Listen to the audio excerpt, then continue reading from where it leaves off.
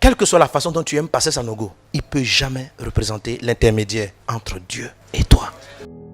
Paul dit ceci à Timothée. Il dit, Timothée, tu as reçu un don spirituel, ranime-le. Car Dieu ne nous a pas donné un esprit de timidité, mais un esprit de force. Donc l'esprit du Seigneur, ce n'est pas la timidité. La timidité est un fruit d'une semence dragonique. Il y en a qui disent, je suis réservé. Mais ta réserve, c'est la peur de ce que les gens vont dire. Comment est-ce qu'ils vont te voir? Ce truc-là tue les dons. Jésus pouvait dire à la femme samaritaine, si tu connaissais le don de Dieu, Dieu te donne un don. Or, ton don est un trésor. Tu vas moissonner ce que Dieu t'a donné à semer. Tu ne peux pas semer ce que tu n'as pas. Ta bonté, ton intelligence, ta manière de voir les choses, ton esprit de décoration, tout ça, ce sont des dons. Ils arrivent peut-être imparfaits, ils arrivent un peu dans leur immaturité. C'est normal. Mais le diable va t'effrayer. Si tu fais ça, les gens vont rire. C'est un effrayeur, le dragon. Comment les gens arrivent à envoûter? Par la peur. Même en Afrique ici, il y a la sorcellerie. Quand on jouait au football, les gens faisaient la sorcellerie, la balle n'entrait pas dans le poteau. C'était réel. Mais on a pris ce fétiche de ballon là et nous sommes partis à la Coupe du Monde. Les ballons sont entrés dans les poteaux. Pourquoi la sorcellerie n'a pas marché? Parce que leur adversaire n'avait pas peur et puis il n'y croyait pas. Ça n'avait aucun pouvoir. N'oublie pas ceci. Si tu reçois, que tu crois, il y a un pouvoir. Si tu n'as pas reçu, tu ne crois pas, ça ne peut rien faire. Sans le don de Dieu, qu'est-ce que tu veux moissonner? Le don de Dieu va te donner de moissonner. Il y a tellement de bonnes choses que Dieu t'a donné. Paul dit, Timothée, ranime le don que Dieu t'a donné. Ce n'est pas un esprit de timidité, mais Dieu nous a donné un esprit de force. La timidité tue votre audace. Est-ce que dans la vie on ne fait pas des erreurs? On en fait, tu vas en faire. Est-ce qu'on ne va pas rire de ton don? On va rire. Moi je n'ai pas ri de ton don. Mais ce n'est pas pour ça que tu dois t'arrêter pour autant. Sans audace divine, toute ton intelligence cachée ne peut pas se manifester. Il faut pousser. Il faut que ça sorte. Je te dis une chose. Pour accoucher, il faut être nu. Ça dit que tu dois briser la honte. Si une femme dit, moi on ne peut pas voir ma nudité, elle ne va pas accoucher aussi. Le meilleur de toi sort de ta nudité. Si tu n'es pas prêt à affronter la honte, ce dont tu es enceinte ne va pas sortir. On n'accouche pas habillé. Dieu a mis de grandes choses en toi. Tu dois les moissonner en abondance. Mais Satan aussi a semé. Qu'est-ce qu'il a semé, le dragon? La peur, la honte. Qu'est-ce que les gens vont dire? Dieu dit, ce que tu as moissonné est tellement grand. Viens, on va enlever d'abord l'ivraie. Sinon même les bénédictions vont arriver, tu ne pourras pas t'exprimer. Tu vas diriger ta société, André, c'est les autres qui dirigent pour toi. Tu es intimidé par tout le monde. Tu ne peux pas prendre des décisions. Tu manges un riz du caillou. Tu n'es pas ce que tu dois être. Par peur. Le diable envoûte, même par des prédicateurs. Faites attention. Toute prophétie qu'on vient vous donner, qui vous effraie à 98,9%, vient pas de Dieu. Oui, prenez garde mes amis, prenez garde. Le dragon, son arme, c'est la peur. Néhémie chapitre 6, verset 10 à 13. Je me rendis chez Shemaïja, fils de Delaja, fils de Métabel. Il s'était enfermé et il dit, allons ensemble dans la maison de Dieu, au milieu du temple, et fermons les portes du temple, car ils viennent pour te tuer. Et c'est pendant la nuit qu'ils viendront pour te tuer. Je répondis, un homme comme moi prendre la fuite, et quel homme tel que moi pourrait entrer dans le temple et vivre? Je n'entrerai point. Et je reconnus que ce n'était pas Dieu qui l'envoyait, mais il prophétisait ainsi sur moi parce que Sambala et Tobija lui avaient donné de l'argent. Tu comprends? Le dragon, il utilise même des hommes, des soi-disant prophètes. Le dragon, il est frère. Vous voyez ce qu'il a fait à Néhémie? Néhémie est en train de rebâtir la muraille. Il sait que c'est quelqu'un qui craint Dieu. Il envoie un prophète. Il dit, allons dans la maison de Dieu. C'est pieux. Ça ressemble à la prière. On va prier. Allons dans le temple. Ferme-toi. Les gens veulent te tuer. Des prophéties qui viennent, qui t'effraient. J'ai vu un rêve, mon frère. 4 sorciers dans la nuit noire. Ils t'attaquaient pour te tuer. Frère, fais 4 jours de jeûne. Ils sont venus à 4. Je sens 4 jours de jeûne. Après ça, faire une offrande sacrificielle. Mon ami, c'est le dragon. Dieu n'effraie pas. C'est quelle peur ça? C'est un jeune qui naît dans la peur. Ce n'est pas de Dieu. Tu es en train d'être manipulé. Lisez Néhémie 6. Le gars prophétise. Et si dit Dieu, rentrons dans la présence de Dieu. Parce qu'il avait peur de mourir. Quand on t'informe que 4 sorciers veulent te tuer, tu sais que ce n'est pas une information. Le diable et ses sorciers, leur travail c'est de vouloir te tuer. Ils existent pour vouloir te tuer. Laisse-le faire son travail. Satan, il veut tuer les gens. S'il ne veut pas tuer les gens, pourquoi tu veux qu'il soit Satan? Il est Satan. Donc, venir t'informer que 4 sorciers au village sont contre ta vie, c'est pourquoi ils sont sorciers. Pourquoi tu veux qu'un sorcier ne soit pas contre ta vie? Donc, quand quelqu'un vient te dire ça, il t'a rien dit en fait.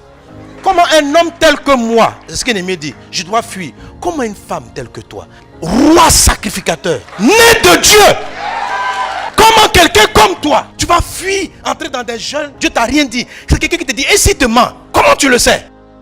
Tu es en train de faire des choses que tu crois bien, mais ça va semer en toi un esprit de peur. Et il ne va pas te lâcher ces démons-là. Arrête de te laisser effrayer par les gens. Et après, c'est pour venir prendre la place de Dieu. C'est eux qui savent ce que tu dois faire. La Bible dit, cependant, l'Esprit déclare clairement, dans les derniers temps, plusieurs se détourneront de la foi parce qu'ils s'attacheront à des esprits et à des enseignements. Oui, mes amis, quelqu'un peut enseigner la Bible, mais la source d'inspiration, c'est le démon.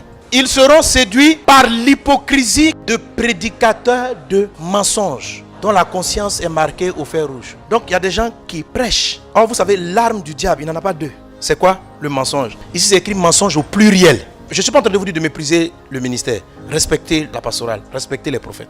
Dieu peut annoncer qu'un malheur risque d'arriver, mais la peur ne donne jamais la solution de Dieu. L'inquiétude est justement une arme que le diable utilise pour polluer ta moisson. Notez bien la parabole. La semence qui est tombée dans les endroits d'épines. La Bible dit, les grains ont poussé, mais les épines ont étouffé. Le rôle du dragon, c'est d'étouffer. Engloutir, c'est étouffer. Et c'est l'arme du dragon. Pourquoi le don puissant de Timothée était noyé? Il était timide. Donc la timidité et la peur, c'est le même quartier. Timidité et peur, honte, inquiétude sont les armes d'attaque du dragon. Et il te fait prendre des décisions conduites par la peur. Les décisions conduites par la peur ne sont pas nées de la parole de Christ. Elles sont nées de la parole du dragon. Et elles vont engendrer une moisson qui va venir polluer, atrophier, rendre indigeste la moisson que Dieu te donne. Mais Jésus dit, enlevez d'abord la mauvaise herbe. Quand tu es confronté à une information qui t'effraie, par exemple, tu es en train de commencer ta petite société et le diable fait une attaque de dragon. Si tu ne signes pas mon papier, si tu ne couches pas avec moi, je vais te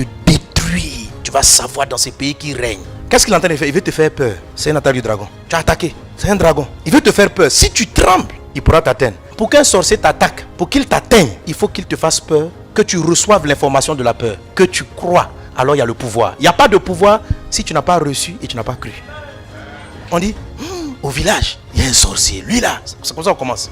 Ce monsieur, en Côte d'Ivoire, il fait les gens et il les défait. Et on te montre tous les gens qu'il a détruits. Tu dis, ah bon? Quand tu dis ah bon, tu as reçu. Ah bon, hein? Il dit, toi là, j'ai dit, si tu n'as pas donné ce que je veux, tu vas voir. Ton cœur commence à trembler. Pasteur, priez pour moi. Priez pour moi. Donc tu as reçu l'information et tu commences à croire. Le pouvoir va venir. Alors quand c'est comme ça, Philippiens chapitre 4 verset 6, ne vous inquiétez de rien. Ça veut dire qu'il n'y ait rien sur la terre qui crée en vous de l'inquiétude. Mais nous sommes humains. Ça peut arriver qu'on soit inquiet et qu'on soit apeuré par une situation. Il dit quand c'est comme ça, quel que soit ce qui arrive, en toute chose, quand vous sentez l'inquiétude, quand vous sentez de la peur, faites connaître à Dieu vos besoins par des prières et des supplications avec action de grâce avant de te donner ce que tu veux. Il dit, et la paix de Dieu qui surpasse toute intelligence va garder ton cœur. Tu comprends? Pour te donner la victoire contre le dragon, Dieu doit te donner la paix. La paix, c'est la vérité. Quand ton cœur est troublé, c'est une semence du dragon. Quand ton cœur a peur de certaines personnes, tu es en train d'être victime d'une attaque. Tu dois prier, te remettre en Dieu. Tu dis, Seigneur, ce monsieur-là, il dit que si je ne fais pas, il va me détruire. Mais c'est toi mon appui, c'est toi mon rocher. Oh Jésus, je me confie en toi, je me confie en toi. Tu pries. À un moment donné, la paix de Christ va te conduire. Alors c'est en ce moment-là que tu pourras avoir la révélation de ce que tu dois faire. Si quelqu'un veut te donner l'information, il veut se mettre intermédiaire entre Dieu et toi. Il ne faut pas donner ce privilège-là à quelqu'un. La Bible dit, plusieurs vont se détourner de la foi. Les séducteurs vont faire en sorte que tu ne mettes plus ta foi en Dieu, mais que tu mettes ta foi dans des personnes. Quelle que soit la façon dont tu aimes passer sa nogo, il ne peut jamais représenter l'intermédiaire entre Dieu et toi. Le pasteur peut prier pour toi, il peut t'enseigner, mais la vraie vie, c'est toi qui parles à ton papa Dieu. Quand je viens voir le pasteur pour qu'on prie, on s'associe et on prie. En tant que mon berger, mon pasteur, mon père spirituel, il peut prier pour moi. Mais ne va pas jusqu'à confier ta vie à des gens. Il dit oui, la seule manière pour toi de sortir de l'envoûtement, je vais faire ceci, je vais faire cela. Et puis à un moment donné, tu ne peux même plus respirer si tu ne l'as pas appelé. Mon prophète, mon prophète. Hier, j'ai fait un rêve. Mon prophète. Il y en a qui s'établissent maintenant, ils ont des prophètes à domicile. Et c'est le prophète qui prie pour vous, qui vous conduit. Et attention, parce qu'il a dit 3 choses qui sont arrivées.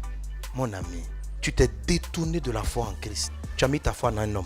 La Bible dit, plusieurs se détourneront de la foi. La Bible dit, soyez bénis de la surabondance, de la grâce qui vient avec la foi et la charité. Il faut de la foi. Le dragon t'amène à ne plus avoir confiance en Dieu, mais à chercher des appuis dans des humains, dans des systèmes et non en Dieu. Que Dieu te garde de la semence du dragon, de l'attaque du dragon, dans le nom de Jésus.